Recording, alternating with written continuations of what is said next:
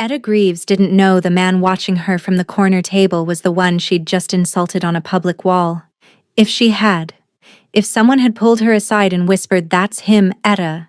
That's the Alpha King of the Northern Reach, the one whose name you just scratched into wet plaster beside some very creative profanity," she would have done it anyway, probably in bigger letters. The tavern was called the Boar and Barrel, and it sat at the southern end of Thornwell like a tired dog, low-roofed and smoke-stained, its plaster walls so covered in years of scrawled messages, declarations of love, crude drawings, and political complaints that the original paint had long disappeared beneath layers of charcoal and ink, and the occasional smear of something best left unidentified. The tradition was older than anyone in town. You had a grievance, you wrote it on the wall. You had a victory, you wrote it on the wall. You fell in love, lost a bet, survived a bad harvest. Wall. Etta had used the wall 7 times in her 24 years. Twice for harvest complaints. Once when the well dried up and the council did nothing. Once to announce that her herb garden had produced the largest sage bush in 3 counties, which it had, and she would accept congratulations in the form of baked goods. And tonight, in thick charcoal letters beside the back window, where the plaster was still damp from a morning rain, she had written, "I hate the Alpha King and his trade decree, and anyone who thinks taxing border herbs is good policy." It wasn't her most elegant work, but it was accurate. The decree had come down 3 weeks ago, a new tariff on all medicinal herbs crossing territorial borders, which might have seemed reasonable to someone sitting in a palace 200 miles north. Someone who'd never watched a border town's only healer realize she could no longer afford to stock feverfew for the children who needed it most. Someone who'd never stood in Etta's shop as old. Marjorie counted coins with shaking hands and asked if there was anything at all, for the pain in her joints that didn't cost a full day's wages. So, the wall. Etta had written her message, dusted the charcoal from her fingers, ordered a cider, and settled onto her usual stool at the bar with the grim satisfaction of a woman who had said exactly what she meant. That was when she noticed the man.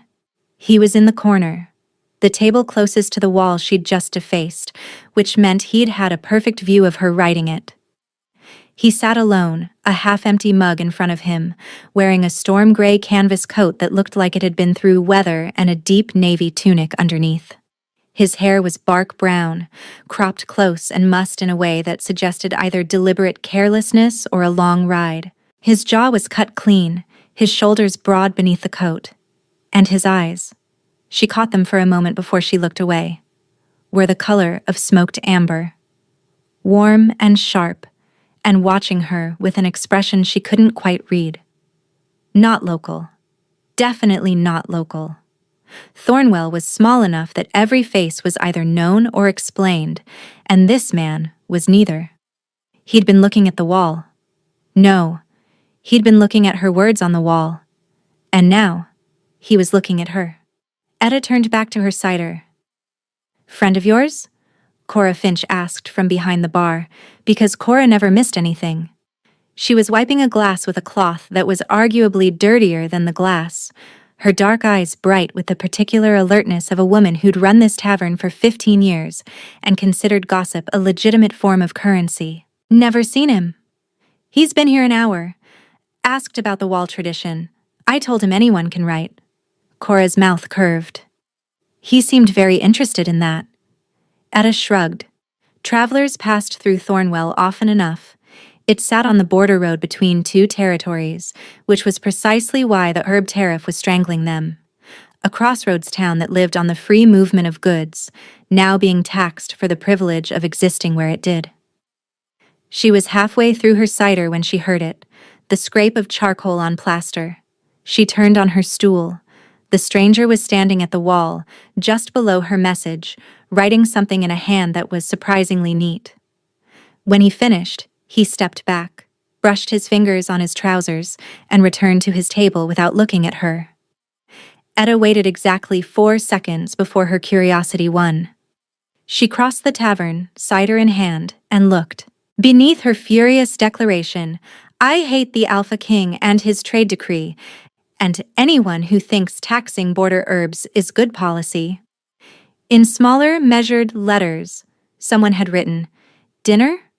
Just that. One word and a question mark. The prickling started before she could name it. A sensation beneath her skin, like thorns pressing outward from somewhere deep in her chest. Not painful exactly, but insistent. Present. As if her body was responding to something her mind hadn't caught up to yet. Etta ignored it. She was good at ignoring things. She turned to the stranger. He was watching her over the rim of his mug, and the expression she hadn't been able to read earlier resolved into something very close to amusement. "You think this is funny?" she asked. "I think you have very strong opinions about economic policy." "I have very strong opinions about people who make economic policy without understanding who it affects." He tilted his head. The smoked amber eyes didn't waver. "Fair. But I asked about dinner. I don't eat with strangers. I'm Dorian. I don't eat with Dorians either." He laughed. It was a real laugh, not performative, not polished, but the surprised kind that came out before someone could stop it. It changed his entire face, softening the sharp lines, making him look younger and less like a man accustomed to sitting in corners and watching. The thorns prickled harder. Etta went back to her stool. She thought that would be the end of it. A traveling stranger with a charcoal sense of humor, passing through on his way to wherever strangers went. She'd finish her cider, walk home through the herb garden she kept behind her shop, and in the morning she'd mix a poultice for Marjorie's joints that was worth twice what she could charge for it. Except, "Cora," the stranger said, and his voice carried across the tavern with an ease that suggested he was accustomed to rooms paying attention. "What does she usually eat?" Cora, the trader, didn't even hesitate. "Stew, extra bread. She won't admit she likes the honey butter, but she takes 3 portions." "Then stew for 2, he said. "Extra bread. And however much honey butter the kitchen has." Etta stared at Cora. Cora stared back with the expression of a woman who is already composing the story she'd tell every customer for the next 6 months. "I didn't agree to dinner," Etta said. "The stew is for me," Dorian replied. "I just ordered extra in case someone changed her mind." He didn't push. That was the thing she'd turn over later, lying awake in her bed above the shop with the smell of dried lavender drifting through the window. He didn't push. The stew arrived and he ate at his corner table, and Etta ate at her bar stool. And when she glanced over once, only once, he was reading a folded letter by candlelight, his brow furrowed in a way that looked less like a traveler's concern and more like a man carrying the weight of something complicated. The thorns hadn't stopped. They prickled when she looked at him. They prickled when she didn't. They prickled when his voice reached her across the room, low and unhurried, asking Cora about the town, about the border road, about the herb trade. "You ask a lot of questions for a traveler," Etta said, loud enough to carry. He looked up from his letter. "You write a lot of political statements for an herbalist." "Someone has to." "Agreed." He folded the letter. "Who's affected most?" "By the tariff." That stopped her. Not the question itself. She'd been shouting answers to that question at anyone who'd listened for 3 weeks, but the way he asked it, direct, serious, like he actually wanted to know. "Everyone south of the Ashenmere," she said before she could think better of it. "The border healers, the midwives, anyone who relies on chamomile or feverfew or yarrow from the northern territories, because it grows better in cold soil and we can't cultivate it here." She set down her cider. "The tariff is written like it applies equally, but it doesn't. The northern packs have their own suppliers. They don't need to cross borders. It only chokes the south. It chokes towns like this." He was listening, really listening. Not the polite variety where someone's eyes glazed and they waited for their turn to speak, but the kind where the silence had texture, where she could feel the attention pressing against her like warmth. The decree mentioned stimulating local cultivation, he said quietly. Etta laughed. It wasn't a kind laugh. Feverfew takes 3 growing seasons to establish in southern soil, and even then the potency is half what you get from a northern-grown crop. Whoever wrote that clause has never grown anything in their life. Something moved behind his eyes. A flicker. Quick, then gone. You're probably right, he said. She should have caught it then. The way he said probably like it cost him something. But she was too angry and too interested and too aware of the thorns beneath her skin that softened, just barely, when he spoke. He was there the next morning. Etta opened her shop at dawn, as she always did, grinding dried rosemary in the stone mortar her mother had left her, the familiar rhythm of it settling into her bones like a lullaby. The bell above the door chimed, and there he was, storm-gray coat, bark brown hair, smoked amber eyes, holding a cloth bundle that smelled unmistakably like fresh bread. I don't accept bribes, she said. It's not a bribe. It's breakfast. He set the bundle on the counter. Cora said you forget to eat in the mornings. Cora talks too much. Cora is a national treasure. He looked around the shop, shelves lined with jars, bundles of dried herbs hanging from ceiling hooks, the mortar and pestle, the brass scales, the heavy leather-bound ledger where she kept her accounts. He moved through the space carefully, the way someone moved through a place they understood had meaning. You grow all of this? Most of it. The things I can't grow here, I used to trade for across the border. She let the silence carry the rest. He picked up a jar of dried chamomile, turned it in his hands. What would it take to fix it? To fix the tariff? To fix the policy so it doesn't strangle border towns. The thorns flared. Not sharp, not painful, but warm. A bloom of heat beneath the prickling, as if something was trying to open. Exemptions for medicinal herbs traded in quantities under a certain weight, she said, because she'd thought about this. She'd thought about it obsessively, lying awake, grinding her teeth. A healer's provision clause. Any licensed herbalist or midwife trading for medical use gets a waiver. You keep the tariff on bulk commercial shipments. That's where the actual trade imbalance is. But you carve out the people who are just trying to keep their neighbors alive. He set the jar down. That's specific. I've had 3 weeks to think about it. Have you written it down? I wrote it on a tavern wall. His mouth curved. Just barely. I meant formally. She studied him. The coat was well made but worn at the cuffs. The boots were good leather, scuffed from travel. He didn't carry himself like a merchant or a trader. There was something too still about him, too centered, a gravity that pulled the room toward him without effort. Who are you? She asked.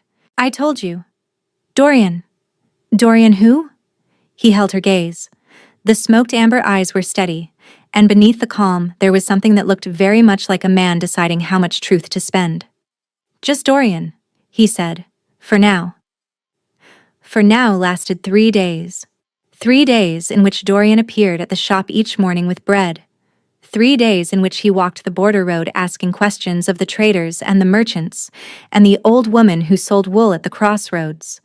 3 days in which he sat in the Boar and Barrel each evening at the same corner table, and Etta sat at the bar, and they argued across the room about policy and governance and the responsibilities of power, until Cora threatened to start charging them rent.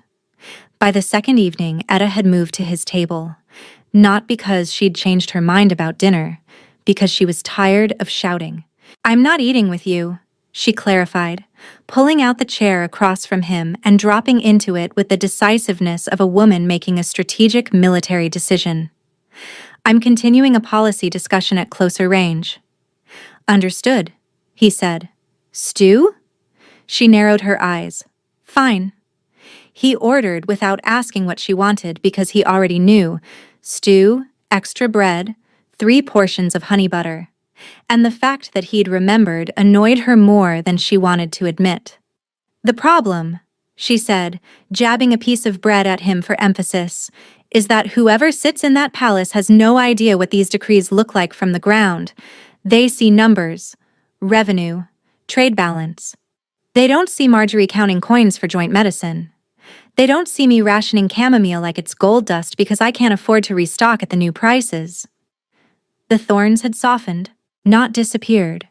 She still felt them, a constant low awareness that lived beneath her skin whenever he was near. But the sharpness had eased into something closer to warmth, a bloom where the thorns had been. She didn't know what to make of it. She didn't know what to make of any of this. The stranger who asked questions like he intended to do something with the answers, who listened like her words were worth weighing, who looked at her herb garden with the reverence of someone who understood what it meant to build something from nothing. What if the person in the palace did know? He asked quietly. What if they'd come to see? She snorted. Alpha kings don't come to border towns. Something moved across his face. No, he said, they don't. Usually. On the third evening, Etta did something she'd never done. She took Dorian to her herb garden. It wasn't much.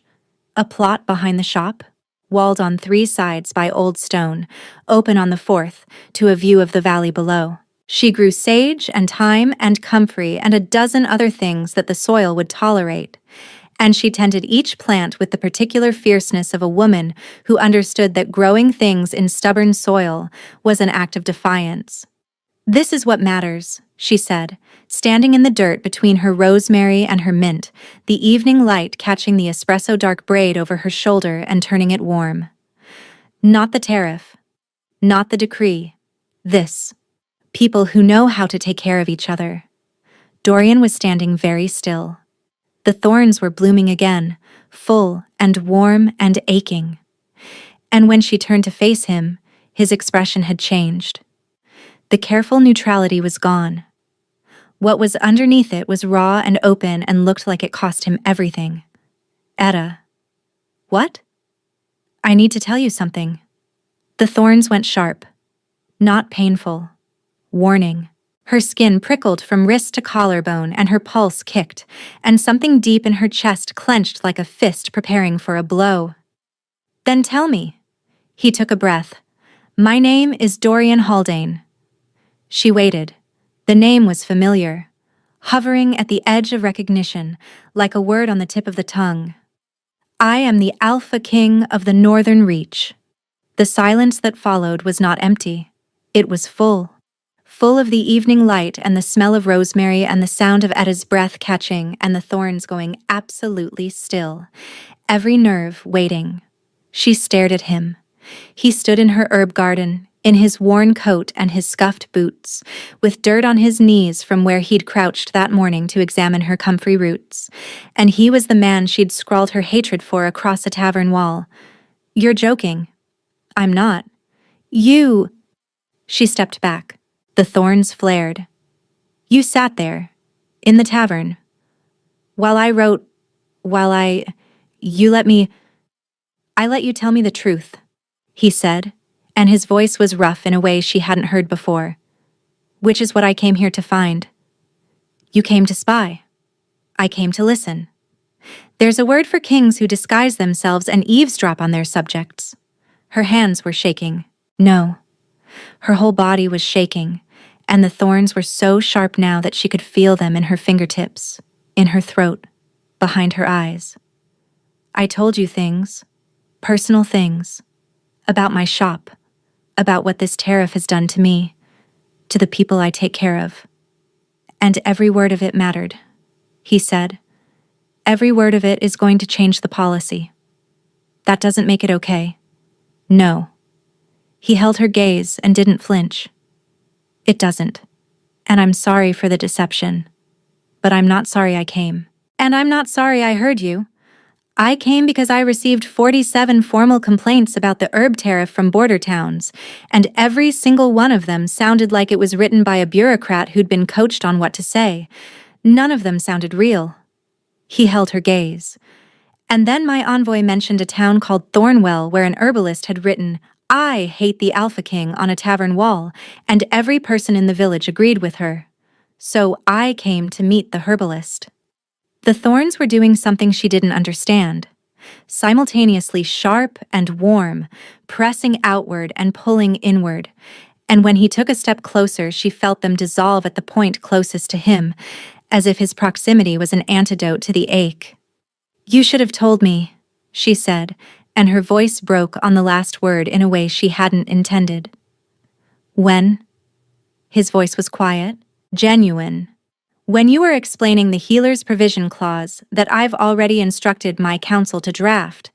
When you were showing me exactly what I needed to see. If I'd told you who I was, you would have stopped being honest. I would have punched you in the mouth." "That too." The corner of his mouth twitched. "Etta, I'm not asking you to forgive the decree. I'm telling you I'm going to fix it. Because of you." She stood in the dirt between her herbs, her arms crossed over the rust-orange wrap that still smelled like the dried pouch at her belt, and she looked at the Alpha King of the Northern Reach, and she thought about how he'd sat in a corner tavern for 3 days and listened to a border town herbalist lecture him about his own policies, and hadn't once pulled rank. "The healer's provision clause," she said. "Already drafted. Exemptions for licensed herbalists trading under 10 stone weight. Included. And you'll make it retroactive? 3 weeks of tariff charges refunded to the border healers who've already been gouged?" He blinked. "That wasn't—" "It is now." He stared at her. And then, slow, incredulous, like a man who'd been braced for fury and received a counter-proposal instead, he laughed. "Retroactive refunds," he repeated. "Every copper. You're negotiating with the Alpha King in a herb garden. You're the one who showed up in my herb garden pretending to be a traveler named Just Dorian. I think we're past formalities." The thorns dissolved. Not faded, not softened. Dissolved. Like ice under warm water. Like tension leaving a muscle. Like the moment between holding your breath and letting it go. Where the prickling had lived for 3 days, there was only warmth. Deep, steady warmth that started in her chest and spread outward until her fingers tingled with it. His breath caught. She saw it. The subtle hitch. The way his eyes widened just slightly. The way his hand rose halfway to his own chest and then dropped. "You feel that?" she said. "Yes." "What is it?" "I think," he said carefully. "You already know." She did.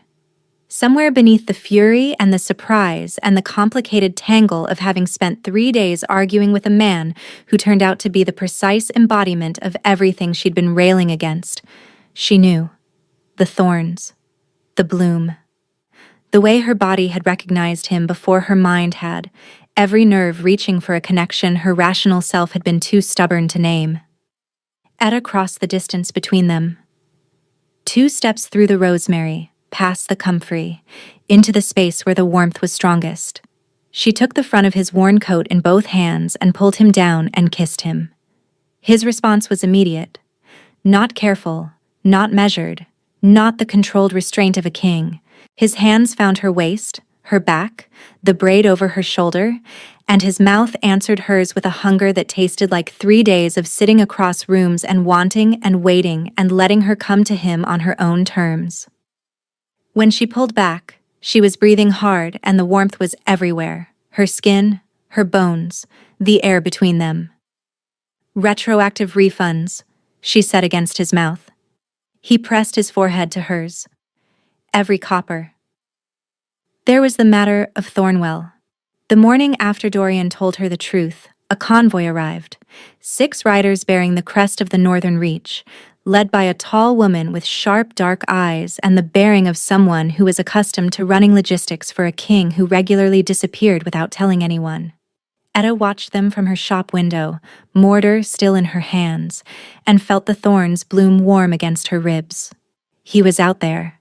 She could feel him, a steady pull like heat from a hearth, even through the wall. She'd barely slept. Not from anger, That had burned through her fast, replaced by something more complicated and harder to name. She'd lain in her narrow bed above the shop and stared at the ceiling and thought about a man who could have announced himself with banners and guards and the full weight of his authority, but had instead walked into a border tavern in a worn coat and asked about dinner. "Kessa," Dorian said outside, with the tone of a man who knew he was about to be scolded. 3 days, Kessa said. 3 days without a single message. I had scouts in 4 territories. I was doing research. Kessa looked at Etta, looked at the herb garden, looked at the tavern wall, where Etta's charcoal declaration was still perfectly legible. Research, she repeated. This is Etta Greaves, Dorian said. She has some policy recommendations I'd like you to hear. Etta, who was holding a mortar full of half-ground rosemary and wearing dirt-streaked trousers, and the expression of a woman who was still not entirely sure she hadn't hallucinated the last 3 days, looked at the Alpha King's chief advisor and said, "The Healer's Provision Clause needs a regional specificity amendment. The current draft treats all border towns equally, but the southern and eastern borders have completely different trade dependencies." Kessa stared at her for a long moment. Then she pulled a leather folio from her saddlebag. "Tell me more." They spent the morning at the big table in the Boar and Barrel, Etta and Kessa and Dorian and Cora, who refused to be excluded on the grounds that she had fed the king for 3 days without knowing it, and was therefore a stakeholder. Etta laid out the border trade system as she understood it. Not from ledgers or reports, but from 15 years of buying, selling, and bartering herbs across territorial lines. She knew which routes were essential, which tariffs had already quietly choked smaller suppliers out of business, which healers were cutting dosages to stretch their remaining stock. Dorian listened. He asked questions. Precise ones, targeted. The kind that told her he'd been absorbing everything she'd said over 3 days of arguments, and had been quietly building a framework around it. At one point, Etta looked up from the map she'd drawn on the back of a napkin and found him watching her. Not with the careful assessment of a king evaluating an advisor. With the expression of a man who looked like he'd been searching for something without knowing what it was, and had found it arguing with him in a border town tavern. The warmth bloomed. He felt it too. She saw the recognition move through him, the way his breath slowed. "Stop looking at me like that," she murmured. "I'm trying to explain supply chain logistics." "I'm listening. You're staring." "I'm doing both." Cora snorted from behind the bar. "I'm charging rent." By noon, the draft had been revised. Kessa left with a folio full of annotations in Etta's sharp handwriting and a quietly stunned expression that suggested the Northern Reaches Policy Division was about to have a very interesting week. That evening, Etta stood at the tavern wall. The charcoal was still in her hand. Her original message, "I hate the Alpha King," was still there. And beneath it, in Dorian's neat hand, "Dinner?" She wrote underneath both. "Fine. But you're paying." Dorian appeared beside her, read the words, looked at her with those smoked amber eyes that held too much warmth for a man she'd spent 3 days wanting to fight. "I'll pay," he said, "for dinner, for the retroactive refunds, for whatever else you decide I owe this town." "That's a dangerous offer." "You're a dangerous woman." His hand found hers. The warmth flared where their fingers met. No thorns now. Just heat, deep and steady and certain. "Come north with me," she raised an eyebrow. "To your palace." "To the council session where we present the revised tariff policy. You wrote half of it. You should be there when it passes." "And after it passes?"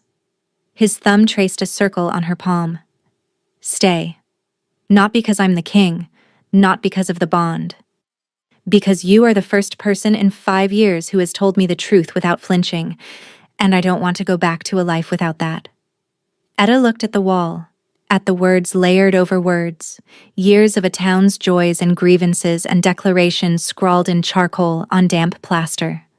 She had written her anger here. He had answered it with a question. And somewhere between the anger and the answer, something had grown that neither of them had planted, stubborn and persistent as rosemary in poor soil. "I'm not leaving my garden," she said. "I wouldn't ask you to. And I'm not going to stop telling you when you're wrong. I'm counting on it." She leaned into him.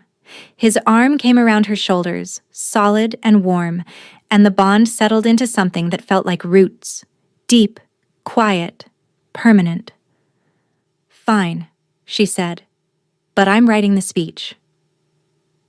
3 months later. The herb garden behind the palace was Etta's doing. It had started as a single window box, rosemary and thyme, transplanted from Thornwell soil she'd carried north in a cloth sack like contraband. Within a month, the window box had spawned a raised bed. The raised bed had spawned a courtyard plot. The courtyard plot had spawned what Kessa diplomatically referred to as the Queen's Agricultural Initiative, and what Dorian called Etta's slow-motion invasion of the palace grounds. The morning sun was warm on Etta's shoulders as she knelt in the dirt, her rust-orange wrap traded for a loose tunic she'd stolen from Dorian's wardrobe, her braid pinned up and her hands deep in the soil. The sage was thriving. The chamomile, northern chamomile, the good kind, the kind that used to cost a fortune to ship south, was growing 3 feet from the palace wall. The healer's provision clause had passed unanimously. The retroactive refunds had been distributed. 12 border towns had sent formal letters of gratitude, and Etta had read every single one at the council table, out loud, because she believed the people who made policy should hear what their decisions sounded like in real words. Dorian had watched her read them. He'd sat at the head of the council table and watched her, and every council member in the room had understood without being told that the herbalist from Thornwell was not a guest and was not a phase, and was not going anywhere. And in the 6 weeks since the policy revision, 4 additional border town herbalists had been appointed as regional trade advisors. A position that hadn't existed before Etta had looked at the Alpha King's chief advisor across a tavern table and said, "You need people who've actually touched dirt." "You're going to run out of courtyard," Dorian said from behind her. She didn't turn around. "I'll take the east lawn. The east lawn is where the garrison trains. They can train somewhere else.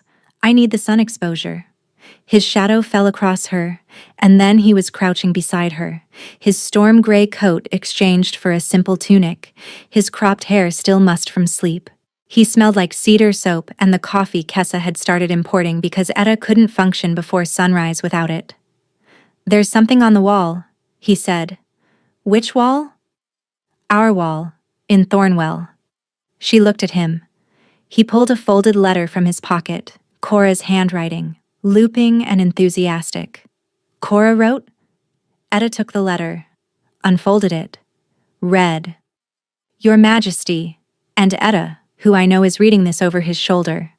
"Someone wrote on the wall last night.